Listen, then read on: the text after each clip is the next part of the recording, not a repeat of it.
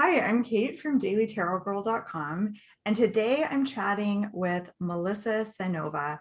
I'm so excited to talk to Melissa. I was just telling her before the interview, I've actually wanted to interview her for a really long time. She is the author of Kitchen Table Tarot, and she has been reading tarot for over 30 years. And she is also a tarot summer school teacher along with me in this year's tarot summer school. So welcome, Melissa. I'm really Yay. excited to chat with you. I know I'm so grateful to Ethany for bringing us together because you're like pure sunshine. And I like, of course, started stalking you and following all of your stuff. So Oh, yeah, thank you. you're awesome. So, Melissa, do you remember the first tarot reading that you ever gave? Um, I do because it was like a big deal because this is so like I'm having like flashbacks happening. My buddy Steve and I were not supposed to have tarot cards because Catholic school and Catholics and stuff. So we would sneak into this place where you could sneak behind the Catholic school, um, uh, where the fence kind of gave way, and you could sneak back behind there, and we would do the readings back there because no one would find us like during recess or gym or whatever. And so I don't remember what they were, but they were such a secret that it was like that delicious, like feeling hot and then cold again kind of feeling, that really yummy feeling that you get when you know you're onto something and maybe you'll get in trouble for it. So it was really cool. And all of my first readings were like that until I started reading for my dad. And then it became more of a like hangout family thing. You know, he worked as a police officer, you know, would get home at 2 o'clock in the morning and let me read his cards for an hour while he wound down after a shift. So it was, we'd eat, you know, beef jerky and drink hot tea and hang out. So it's always been something that I've done with people that I loved, but it's always been kind of a private thing too, you know. So I actually just talked to Ethany today on her Instagram, and I was like, you know, I'm really grateful for Ethany's summer school, and I'm grateful for her for bringing people together because when I was first reading tarot, when I was so young, I only had Steve, and then I only had my dad. And then it was probably 10 years before I had another friend who read tarot cards. And that was super lonely, you know, and I had to trust that my interpretation of, you know, some outdated and you know the language was old. Thank God I found Rachel Pollack and Mary Greer, you know. But I had to trust that my interpretation of these old language books was accurate and that I was actually doing a tarot reading. And I was so scared that if I didn't do it exactly like it was in the book, I wasn't doing it right and it didn't count. You know, do you remember that feeling? You're like, okay, hold on. If I lay them down this way, but this one is kind of sideways, if I skip it, does that make it a bad reading? And I'll have to start over.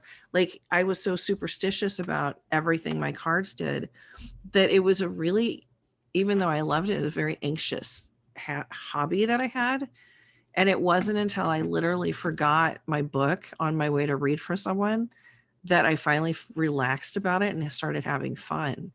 But the whole first 10 years I read, it was like, oh my God, I'm going to screw it up. I can never remember what the Hierophant means. Oh shit. You know, like I would just freak out all the time.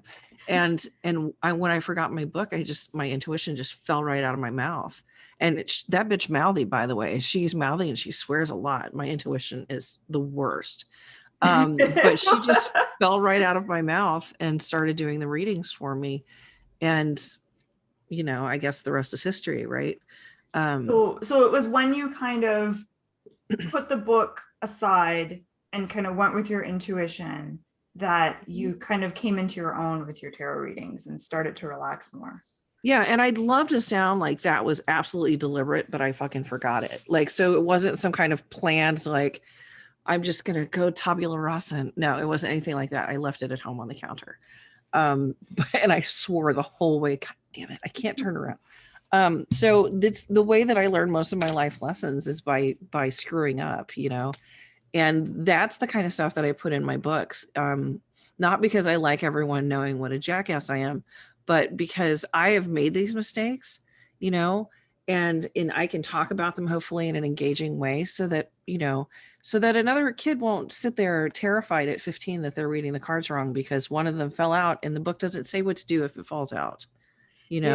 Yeah. Nobody I tells kind you of which way to I turn the forgot about cards. that phase in when I was Yeah. first learning, where you're kind of like, paranoid about doing it wrong. But like when I hear questions from beginners, like about, what order should I draw the cards and Mhm. how do I lay them down? Does it matter how I shuffle? And like really none of that stuff Yeah. really matters that much. Yeah, but it did for those few months or what have you. It mattered so much. And so that's why I wrote, like, my kitchen table books are beginner books, because I love beginner readers. Like, I wrote books for them because I remember very well.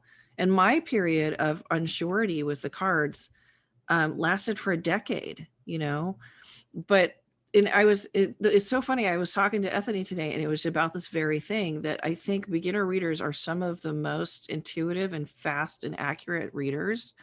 And the only difference between a new reader and an experienced reader is, like, if I were to look at a board book for a toddler, say, I would understand that story. And so would the toddler. The toddler would understand it differently than me. That would be all of their comprehension, where the pictures and how the words go together. And mine would be layered, complex, years of experience interpretation of the story. And then, your reader moves up to chapter books, and then, series books. And then we both meet at the Lord of the Rings, and we're finally at the same level of comprehension. And it's not to say that a younger reader can't read the Lord of the Rings, but they don't have the experience and the amount of fuck ups that I do in my past to teach them some of the depth of what we're working with, of our tool.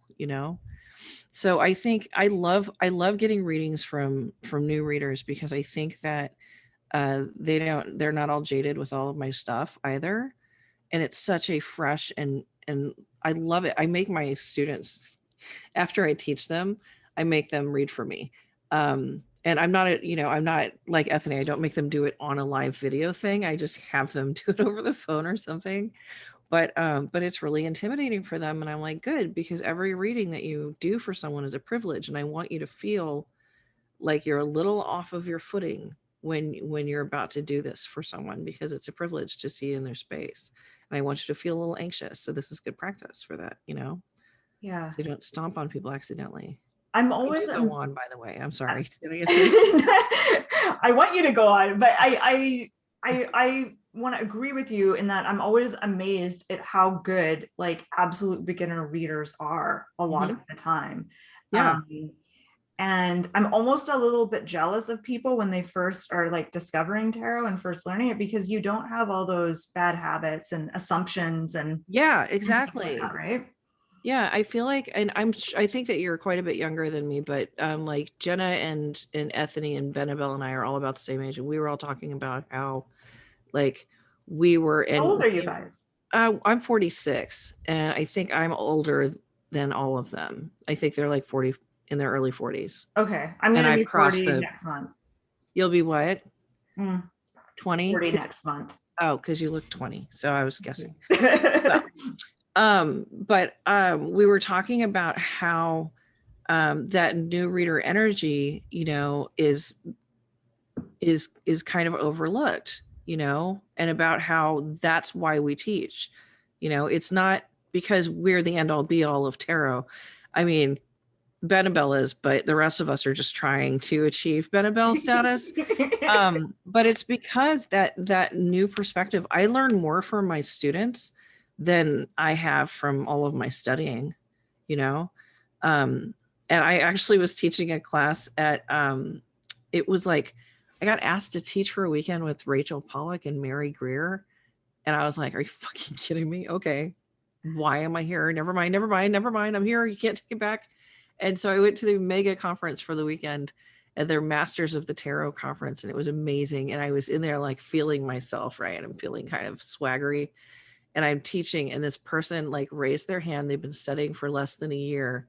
They lived in the area, so they just came, let's just hang out for the weekend at a tarot conference, right? They didn't know who I was or who Rachel was or whatever. That's how new they were. And they said something about the star card that I never noticed, never considered, like ever. It just flipped every single switch in my head about a tarot card I've been looking at for 30 years. And they were there on a whim.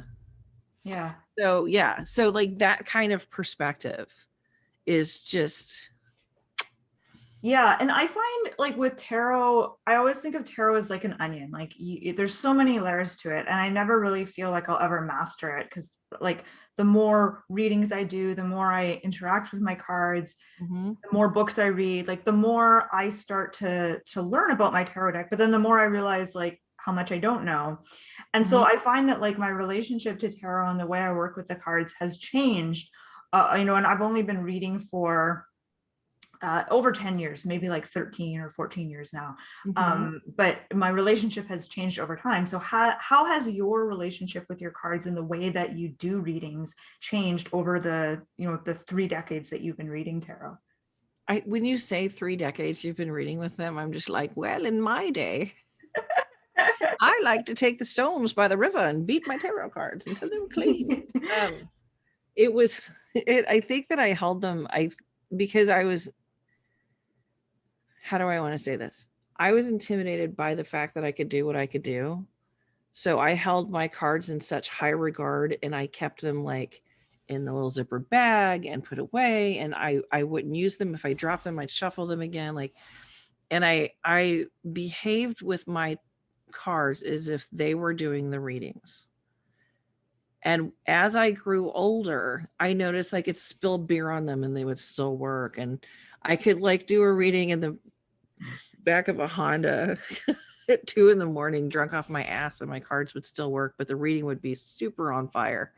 Um, and I noticed, and I stopped drinking, not for any particular reason, but because nobody needs to hear that joke again, Cynova.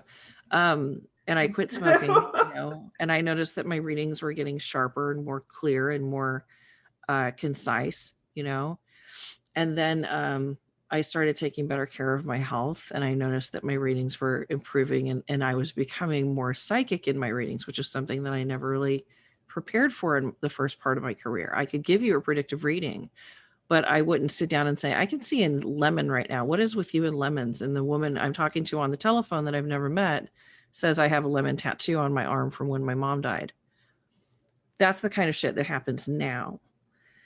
So the cards, which at first were the totem of my readings, and I mean that in like the religious sense, they were totemic. Like, this is what I went to tell the future. These cards have become a tool that I use and put down, but I'm the one who does the readings. I'm the one with the gift, not my cards.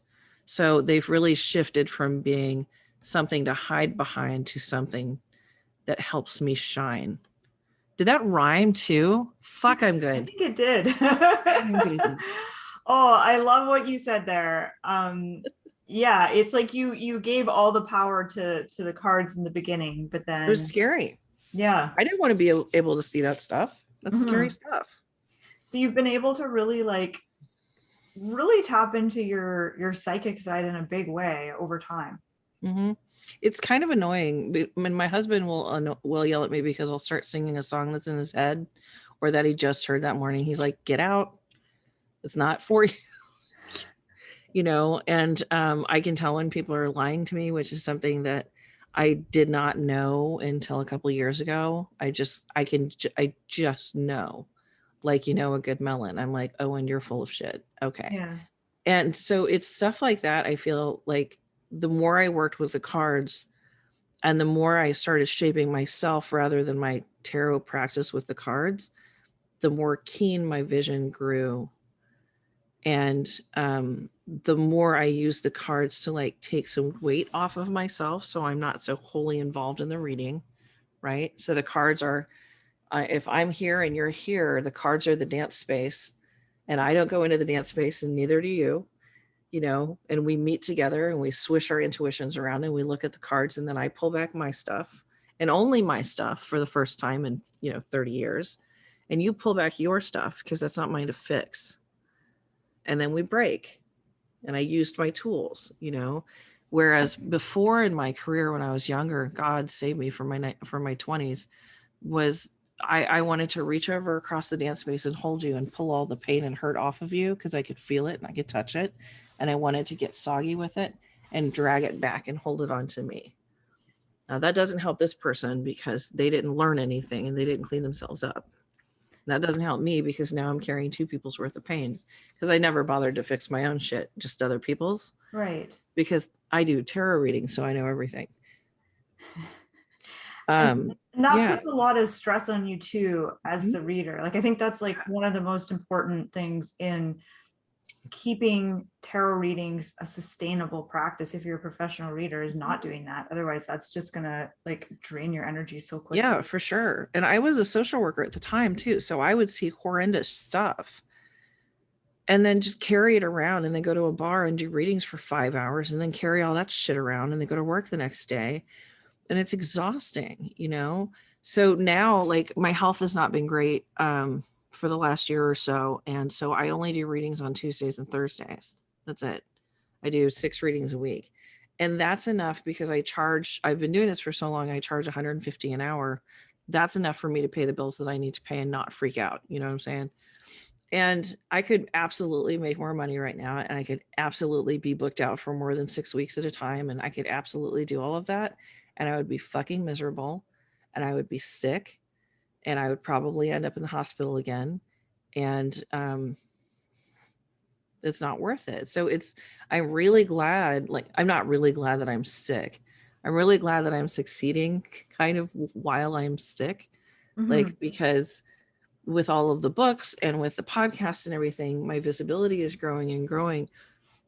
But I can't hurry right now. I can't physically do it because my heart will just go. So I have to say no to more readings. I have to say that's why I raised my prices because I'm not going to be able to do as many readings. So I had to kick it up. And then I was shocked because I started booking out full weeks in advance for the first time, you know?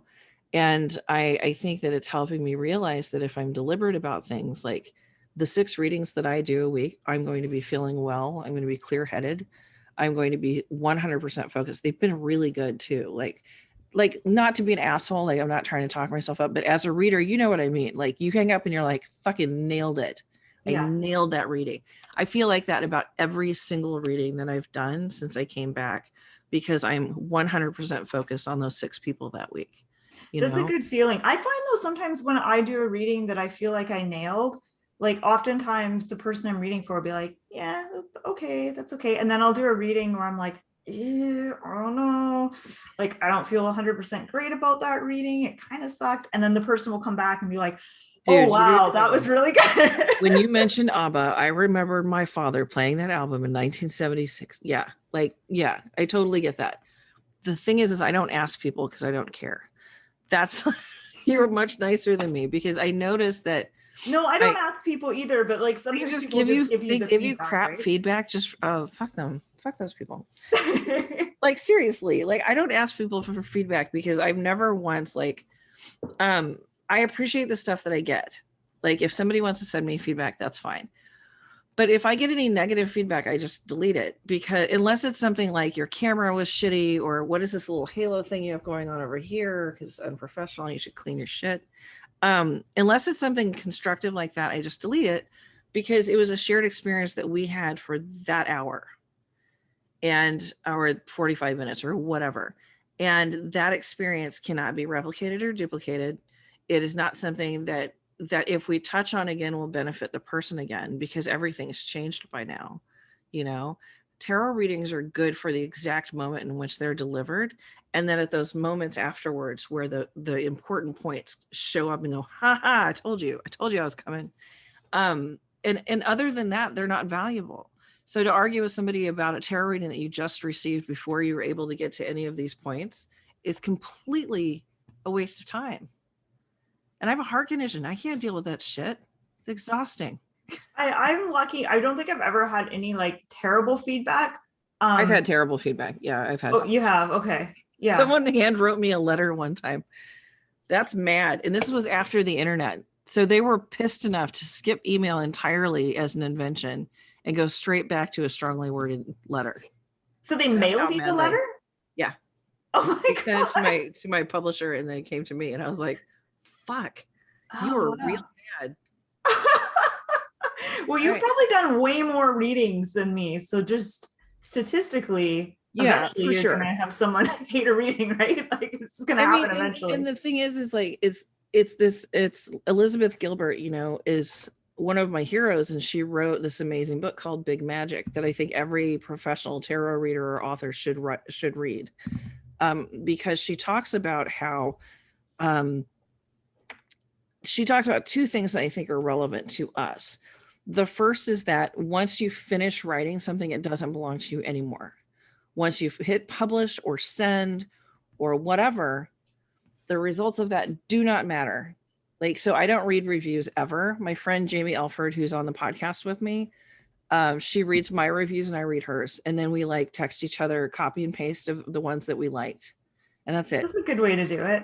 Well, I found a 1-star reading for my first book that was mad because it wasn't a deck of tarot cards. And I was like, yeah. listen, if I'm going to have fucking reviews like that, is a waste of my time and energy to consume it. So Jamie hooks me up. I hook Jamie up. When Hillary publishes, we're all three going to take care of each other's reviews. Nice. But I'll tell you, it's like, it's absolutely useless for me. If somebody says, I don't like your book, the fuck am I supposed to do about that? Or I didn't like the reading you gave me. Okay. It's really the same thing as saying, I didn't like that conversation we had. Well, I can't erase it. I can't make you unread it. I can't give you back your 40 minutes. But what I can do is say, okay. Right.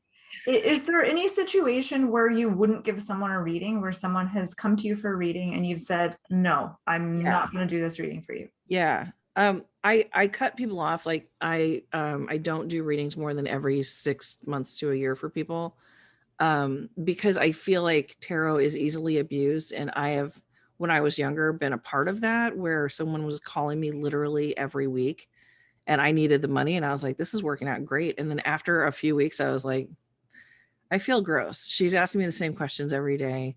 And then she started calling me every day and like paying me, and I felt dirty.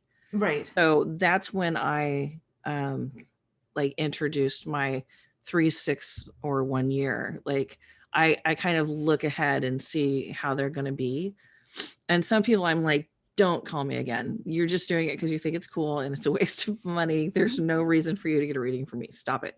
Because those people have their shit straightened out, And I like the messy people and the people in the in-betweens. What is it? Nadia Boltz-Weber says, the queer kids and the women who talk too loud and ex-cons, like those are our people, and those are the people that I can help. So if somebody is like peachy keen and they're already almost off of this planet and vibrated away, I'm like, bitch, you do not need me. Keep stepping. So, but yeah, I don't know. I love my job. The second thing that Elizabeth Gilbert says is that we should accept that fear is always going to be with us, and that we should tell it to sit in the back seat of the car. Don't touch the steering wheel. Don't touch the map. Don't fuck around with the radio. Shut up, play with your game, and leave us alone. And I think that has freed me to write that, yes, fear is going to be there. Yes. Like I was so nervous before talking to you today. I was like texting my friend. I'm like, I feel hot and then cold and then hot again. And she's like, you dumbass, you've done like a dozen interviews. I'm like, yeah, but not with her. And she's really nice and she's super cute. Like, so I still go through that stupidity before every, interview. And then I kind of suck it up and go, okay, well, this is happening. Come on, fear. We're going to go talk to somebody who's super smart and nice. There's got to be worse things, right? I like how you think I'm super smart. Thanks. You are. I like the way that you remind me of the Hierophant, and I don't think there's a smarter card in the deck, because what you do is you take information and then you hand it to people in ways that they can eat it without choking. That's a gift. I can't do that. You can. I think you can do that though. Isn't that what your book is essentially? Like you take something, because tarot is it can be such a like confusing, mysterious thing. And I haven't read your book yet, but what I've heard from people is that it makes it totally accessible. And I've heard a lot of people say, I'm reading Melissa's book and it's like making me feel so excited about working with my cards. Okay, well, I'll accept that. But I always saw it as more as like temperance, as like alchemy. I know what mixture of current history, past history, and tarot history to swish together to make this make sense. You know what I mean? Like, I feel like I can, I could always read Shakespeare without looking at the footnotes. It just makes sense to me. And that's what tarot does. So when I tell people a story that I know, I can use the tarot language, I can use the, 30 years of reading books language, and I can use oh, this thing, that thing means this thing. Oh, okay. So I've always seen myself more as temperance because it's a Sagittarius card, and that's the only place I could ever see it making sense for me. Because as someone with 7 planets in Sagittarius, I am not temperate. I'm definitely not. So, but it makes sense with me for taking all of the different thingies, and making them make sense with each other. So tell me a little bit more about like the fear part about, because I think that's an important thing that everyone is going to face if they're going to create something and put it out in the world, whether it's a book or a tarot deck or a course or whatever, or an online presence. Like, it requires you to kind of like face that fear. And I am playing around with the idea of creating my own deck right now. And I'm just kind of doing some doodles and drawings and stuff like that for it. And I've noticed that at first it felt really fun and I was just exploring. And then I started to get fearful and I thought, oh, what if people get mad that this deck isn't inclusive enough, or there's too many women. No, I get it. Or something like yeah, seriously, because I've had 2 friends who have gotten destroyed by the internet for that very thing. And when we learn better, we do better, but sometimes we need a little breathing room, to get back on our feet again. But yeah, I totally get that. And I actually had a conversation with a really good friend recently, and I was like, I haven't really I should say, for a year and a half, the whole quarantine. I didn't have any words to put down. So I started like 5 different pitches, and they're mostly done. And, my agent knows that I've been sick, so she's not really busting my balls, but they're just kind of sitting there. And then, and my friend said, how many writers do you think have gotten rejected before? And I was like, all of them. And so we'll deal with rejection when it comes, but until then we're going to do our best and finish our tasks. And I was like, well, fuck you, man, that sounds super easy, and now I feel dumb for not having thought of it. But it's the same thing. It's like, how many Hemingway got rejected. He was a asshole misogynist, so I don't know why I said Hemingway, but it really was. I like his writing, but he was really a dick. I don't know anything about Hemingway, like other than just the basics. I used to do this thing where I would go to the library and I would read like every book a person ever wrote. And then I read every book anybody ever wrote about that person. So I know a lot about Hemingway. Okay. From when I was 12. Not an appropriate age to read Hemingway, by the way. P.S. I know that now. But it's the same thing. We're putting ourselves, a little piece of ourselves out there. But if you remember what happens when you cut your hair, is that if somebody like steps on that hair, does that affect you? No. If they burn it, nothing. They throw it away. If a bird makes a nest out of your hair, are you connected to that bird spiritually now? No. No, maybe. You're not. It doesn't matter anymore. It's no longer a part of you. So once you create your deck, and I can't wait to look at it because it's going to be amazing. If you don't make it, I'm going to be so mad at you. Oh, no. I would be so pissed off at you. You have 2 years to get that in my hand. 2 years. All right. I want to see it. That's plenty of time. And you've already started. So you only need 3 to 5 cards to pitch to a publisher. So like chop, chop, let's get this shit done now. Okay.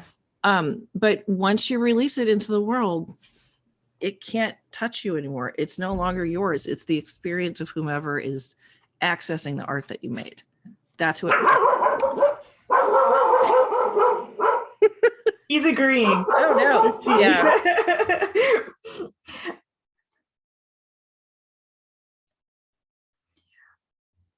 Yeah, no worries. I'll just I'll say a couple things. I know Melissa's walking away, but I feel like I do, this is kind of weird. I'm like, whoever's watching, I'm talking to you directly, not Melissa. I feel like I do what Melissa just talked about, kind of like releasing your creation. I do that when I do tarot readings for people, because I put a lot of effort and love into readings that I give people. But then once I give them that reading, I kind of forget about it and I release it. And hey, Melissa, sorry, I was just like talking. I was talking to whoever's watching this video. And Okay, I'm so sorry. My dog lost his mind. She's 13, so she pretty much does whatever she wants. So no worries. I also could have just paused the recording, but I didn't think of that. okay.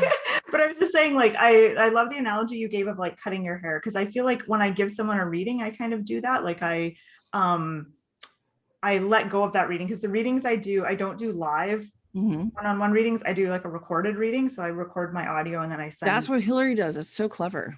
I really like doing it that way. But I find that once I send that reading off, I release it. I forget about it. I don't stress about it. Because kind of like if you're doing some kind of creative project or writing a book, I think if you do stress about it too much, it's gonna like kill your creativity and just be so exhausting. And it makes you, I shouldn't say that. It makes me afraid to try again, because what if I already succeeded, so I don't get more than one, right? I don't get more succeeds, or is there like a special? Can I stop for just a minute? I'm so sorry. So a question that I have for you is, how do you deal with questions that are like, when you're giving someone a reading, how do you deal with questions that are kind of crappy questions? Because I remember when I was first reading, and for a while after that, there were certain questions that I hated getting. Like, questions. Coming back? What's that? Coming back? Will he come back? Yes. Yeah. Things like that. Or like, what does my ex-boyfriend think of me? Does so-and-so still think about me? You know, things like that. And I would always try to either ask them to just pick a different question or rephrase the question slightly. And I find that the more experience I get, the more laid back I am with those questions. And now I'm just I kind of see those kinds of questions as just kind of an indicator of where they're at and what's on their mind. Yeah. And I don't feel as stressed about like answering the question in a really specific way. But I was just wondering like how you approach those questions. Like, are there questions that you just say like, nope, I'm not going to answer that, think of another question? Or do you just kind of roll with it? Well, I think that and Hillary and Jamie and I actually talked about this on our podcast, that I'm just spontaneously putting on lotion, so just welcome to my life. What lotion is it? It's really good. It's called Le Chatelaine. It's lemon verbena. It's very good. Ooh. Anyway, I know it's fancy. But we were talking about how annoyed we used to get with, will he come back? Like, is he coming back or whatever? And then we'd have the same clients call us over and over and ask the same question for years and years and years. And then I met a lady who was grieving her husband who died 30 years ago, and she hadn't dated anybody in 30 years. And the way that she said to me something like, I just want him to come back, like resonated, because it sounded exactly like all of those will he come backs that I'd heard over the years, that I was like, oh, come on, lady, suck it up. Right. And I felt like such a shithead, because they're not asking that question because they're desperate or they can't get over or whatever. They're doing it because no one taught them how to date. No one taught them how to keep their heart to themselves and stop throwing it onto people to see if it sticks. And so once they throw their heart at people and it fucking sticks and that person walks away, they don't have a heart right now. And it hurts. And it takes a while to retrieve that energy, you know? And I started to gain a lot more compassionate about the people that I read for, because what to me at my younger age sounded like desperation, or you don't even know how to be alone. You don't even know how to be in your own company. I didn't fucking know how either. And here I was judging the people I read for, you know? So I think it's one of those life lessons where the questions that used to make me want to stab my eyes out, like you said, like as I got older, I'm like, that's a really hurtful place to be in. And I get you. And I'm going to see if I can pull you out of there for a little bit, you know? I don't do death and I don't really do birth. I do this kind of cheat because I was told very clearly, how can I make this sound as crazy but as true as possible? I dreamt that an angel told me I wasn't allowed to look for death anymore, but I don't think I was dreaming because I was sitting up and like ambulatory. So that happened. So I don't look for death because an angel told me to in a walking vision. And then I don't do birth, but I do kind of a backdoor thing where I see if their family is complete, because I can see if there's somebody, if there's a hole for someone. And it's pretty accurate, but I don't look at babies because babies are annoying as fuck anyway, because they flit around your head back and forth when they're trying to decide if they're going to land, and it gives me a headache. That sounds kind of creepy. I just picture all these little babies. I know, it's really strange. I don't like it, and I only see them when I'm looking for them. Mhm. So, and I've never really tried outside of a reading before. If somebody doesn't ask me, I don't like, try to see it. But I did have this one, and I was talking, and it was a new friend. Somebody hadn't really talked to you, because that new friends, when you're an adult, you're like, got any kids or what's up? And we went that route, and they were like, I always thought I was going to have a kid, and it just never worked out. I never met the right guy. Adoption never really seemed like the best thing, but I always thought I was going to have just one kid. And, I thought they'd be like in high school by the time I was this age. And I was like, yeah, it's not strange how you kind of have this, it's a very Five of Cups thing, where you realize that you can't go backwards and make something happen. It's just not going to be there in your life. Mhm. And so, we became friends instead of new friends. But I remember the conversation because, unfortunately, this person's sister was imprisoned, and they had to raise her 16-year-old. She had to raise her 16-year-old son, who was exactly the age that she thought she would be raising at the age that she was when she started raising him. Right. And I'm like, so you had this 16-year-old kid whole next to you that I could see. How the fuck do you tell somebody that? You're going to have a kid. When they're in, 56 years old or whatever, yeah, you're going to have a kid. I can see him standing next to you. You can't say that to Mhm. people. But when it happened, I was like, oh, I fucking saw it. I knew it. And I was so excited because they finally had that hole filled, and I saw it, but I didn't know what it meant, because I wasn't doing a reading for them. I just kind of peeked. Yeah. Yeah. Yeah, So it sounds like you are naturally like a very psychic kind of intuitive person. You have yeah. visions, you see It's things. annoying as fuck. Have you always been that way or Yeah. Yeah, okay. it's in my family. My whole family is like my dad being a police officer is like, and then something told me to step back, and I stepped back and the bullet went here. Or, my aunt who was in the, Air Force and flew into combat missions would trust her intuition. That's why she's home safe with us. So and then it was always like grandma just knew shit. And I was raised by my grandma and my dad. So it was like grandma would just look at you and you're like, oh fuck, she knows. And you just knew that she knew, and she knew that you knew that she knew. And it was just this whole level of psychic intimidation. But you would get your ass beat, because she would always catch you. And I don't know, it's just always been a thing. And then I had a friend who died when I was 13, and I started seeing him around the school that we shared. And I told a couple of people, and they started treating me like I was on fire. Like they could not have me around them. And so I told them I lied. And then I kind of stopped looking. So it's that kind of the journey of the weird kid who used to see shit when she was a kid, and then was told that she was a fucking weirdo and should be set on fire. And then you know, figured out how to deal with it. So your psychic gifts were not celebrated when you were a young kid. They were in my family because I Okay. remember my dad specifically asking me, tell me what you dreamed about. And it was a valuable conversation. It was even if I was a kid, it was, I remember really clearly when I was like 12, I woke up like like that and startled, and I ran in to talk to my dad, and he's like, somebody died, but I don't know who. And I was like, okay. And then the phone rang, and it went in that order where I woke up scared, and then my dad said someone died, and then the phone rang, and then he answered the phone and someone had died. It was my Uncle Richard, you know.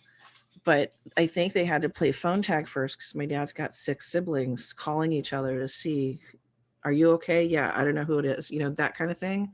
Because this was back in the late 80s, early 90s, Mm. and nobody had cell phones. So everybody was awake calling each other, seeing who died in my family. And then when we finally figured it out, everybody went back to bed and, cried a little bit, and That's so like, wild. but consider the fact that a huge family is like, who died? Are you guys okay? I'm like, no, I don't know who it is. Hold on, let me call, Jerry. Yeah. It's not Jerry. Jerry's okay. Everybody's okay on that side. I talked to Jim. Like, it was just an understood and accepted fact of life that everybody woke up at 3 a.m. and everybody knew something had happened. That's incredible. So I have that kind of like upbringing where it's just a matter of fact. And then if outside the house, God forbid anybody finds out what a fucking weirdo I am. So have you always been totally out in the open Oh as a God, tarot no. reader? I'm in the Midwest. Are you kidding? Okay, I want to hear more about that. I have children. It was a very much a safety thing in the beginning because this is a very conservative area and I have kids. And if anybody ever were to come near my children, I would be in jail because I would fucking kill them. So I don't want to go to jail. So I was always Little Fox Tarot, you know, and it wasn't until I published my first book that that Barbara Moore, actually, who's so smart and has published so many tarot books, and she was like, Melissa, are you going to be who you are, or are you going to be Little Fox Tarot? Either one is fine, but it's a decision that you're making right now that will last forever because your book will be out there forever. So are you going to sell this book as Melissa Cynova, or are you going to sell it as Little Fox Tarot? And I was like, fine, I'll do it, because my kids have different last name than I do. They live with their other parent half time, so like they're older now, they're both teenagers, and so my life became, and my husband is a big man and he loves me a lot. He would fuck anybody up that came to our house, so that helped a great deal too. But it's it's scary. It was really scary to come out of the broom closet and then in the tarot closet too, like all at the same time, because in the book I talk about how I do magic. And then I was like, oops, also I'm a witch. And then like this year I was like, oops, also I'm bisexual. Anything else? Oops, also I'm a communist. But but I still have that support. Like my dad is so proud of his little weird witchy daughter that he called our local, like Jefferson City, Missouri, hometown newspaper, and told them to interview me because his daughter was a local author and he wanted her to have some attention. And it was the sweetest interview. And I was like, Dad, everybody's going to know. All your neighbors are going to know that I'm into witchy and that I'm into tarot. And he goes, well, if anybody wants to talk to me about it, they can find my goddamn number themselves. And I was like, thanks, Daddy. You know what I mean? Like, just that amazing support. How can you fail with parents that love you that much? You can't. That's amazing that you maybe your community in general isn't supportive of that kind of thing, but your immediate community, your family was. Yeah. Because I know there's people who live in the Midwest and their families like are not supportive of their tarot and psychic development at all. Yeah, and you have to keep it a secret, and I think that's okay. Keep it a secret, that's okay. It can be private. I didn't tell a lot of people on like publicly for a really long time for very good reason. So if people need to disguise their tarot practice or their witchcraft, I actually have a chapter in my magic book about how to have hidden altars and how to do secret magic, because it's not safe for everyone to practice. And I think that it kind of gets glazed over sometimes that it is dangerous to be a witch and it is dangerous to read cards. And, it reminds me often of how dangerous it is for queer and trans kids, So anytime that people have these things that feel like they're a part of themselves that they have to hide, I think it's my job and the job of other tarot, folks to give them a safe place to do it, Mm-hmm. And that's why I get pissed off when people make fun of like the silly names that people pick on. Not silly, but they can sound silly, like Ravensbane or something like that. And I'm like, you know what? Because if they use their real name, their parents would kick their ass. Right. So maybe we give Ravensbane a fucking break, Sure. Now, and this is going to sound like kind of a shallow question after kind of what we're talking about, but is there, like, you've been reading tarot for so long, so is there any cards that you don't like seeing that really kind of throw you through a loop when they come up in a reading, or are you good with all the cards? Can I ask, are there cards that you literally never see? Like you could do 100 readings, you're never going to see this fucking card, Yeah. right? Yeah. Okay. So there are 3 or 4 cards in the 78 that I literally don't see. So I'll get like the 8 of Wands and be like, I don't fucking know, learn how to throw javelin. I don't, something about choices, because it's not a tool that I use all the time. And I'm just like, I hate you, 8 of Wands. I hate it. I hate it. I think it's stupid. I like it when they're arrows. My assistant, I have an assistant. His name's Bo. Anyway, he drives me insane. But he said he liked the ones with arrows, and I was like, that's an excellent point. When the 8 of Wands are arrows, then you can see that they have a definite purpose, and otherwise it's just a bunch of fucking sticks. And I'm like, there's a reason I don't read with Marseille. So every time that one comes up, I'm like, okay, thanks for the bunch of sticks, appreciate it, because I pull so much from it's, and it's not because I can't read them, it's because I pull so much from the imagery in my readings. I use that imagery to explain it to my client. And if I have a bunch of sticks, I'm like, kindling, what metaphor am I to draw from this? Right. What do you think? Like, I guess kindling is actually a really, really good one for the 8 of Wands. Damn it, I just made me not hate that card. I don't know an answer to your question now. That was the only How one. do you give readings to yourself ever? No. Oh, That's really? a terrible idea. Yeah. I am, and I've said this before, I am such an egomaniac that I'm really like, I want things to be my way. So I would twist the meanings of the cards that I know so well until they fit my purpose, and then I would do what I wanted. So Okay. it's really just a masturbatory practice. I'm just like, oh, look, the tower. Full speed ahead, motherfuckers. Yeah, sure. Here for my path. Transformation. Wait a second. So, so you primarily use tarot to give readings to others. It's not something you. Yeah. If I need a reading, I'm lucky enough to have, and I have a new friend. So Kate, you'll be expecting my call. But I call one of my tarot professional buds because we don't blow smoke up each other's asses, and I can trust them. And I think that when you get to kind of the level where folks know us and they know what we do, that the readings that they give us will be a little skewed because of that, because they might be nervous that they're misinterpreting, or like, I would absolutely faint if I had to give a reading to like Rachel Pollack or something. I would fall over dead, and then I would just die. She's amazing. So I can't, and not to say that I'm like Rachel Pollack, but I don't want anybody to be nervous reading for me, because that makes it not fun. And if it's not going to be fun, then let's not do it. So I read with my friends who don't give a fuck about how many books I publish, and they don't give a shit about, like, they're like, oh, you have a conscience, sit down, bitch, you haven't done your taxes. Like, seriously, they do not care about me and about my ego at all, and they will be absolutely honest with me, and it's the best.